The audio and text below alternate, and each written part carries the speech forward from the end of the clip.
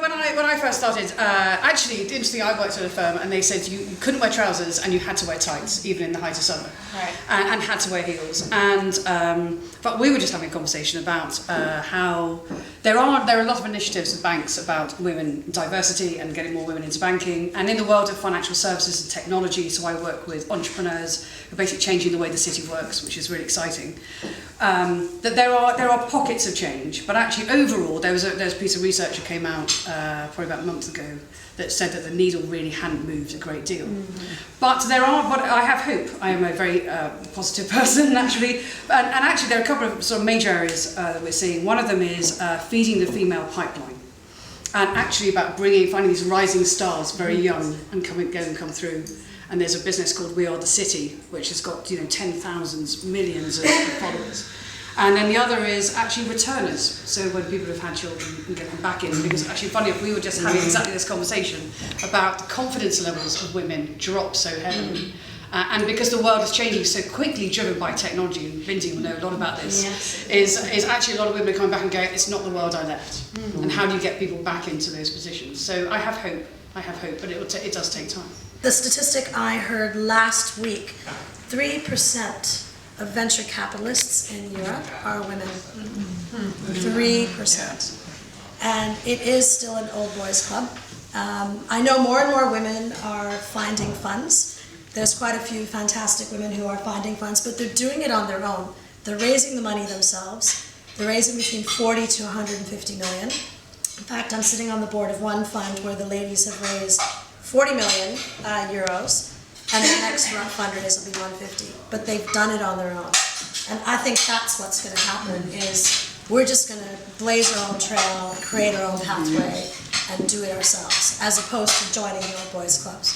So I think, don't join them, just do it ourselves. And that's kind of where I'm coming from. Okay. That's my new business as well. So, Great. yeah. Bringing together the 2 points today of content and women, I think with the democratization of content, right? So we can all get our content now, and it's not filtered, because you get off Twitter and you get off Instagram. So you're not relying on broadcasters like us to tell you like when you're going to watch something. You have an EPG, you can watch something anytime. You can watch it 12 episodes, 10 episodes of Billions, which I recommend, amazing show on Sky Atlantic. But you can watch them immediately. But with that democratization, sort of many suppliers, we were just having a conversation about what happens to the gendered nature of that.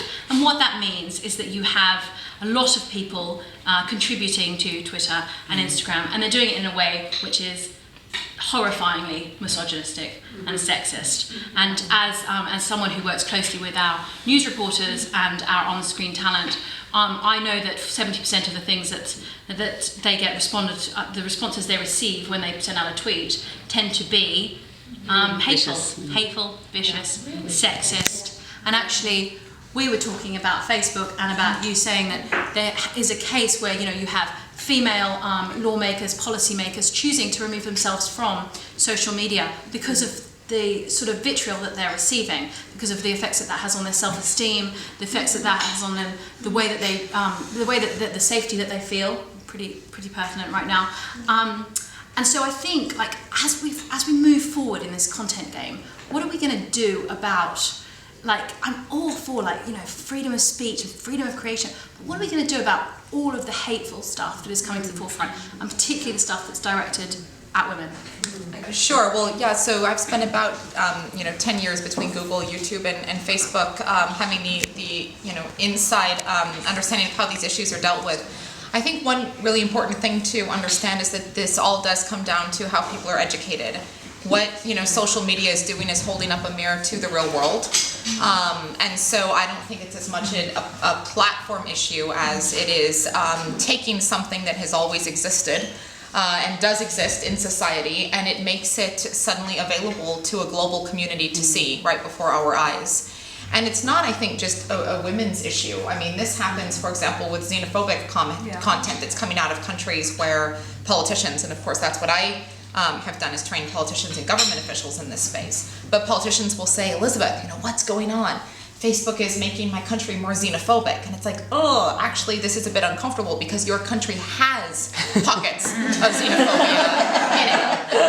And for the first time, you, Mr. Politician, are seeing it.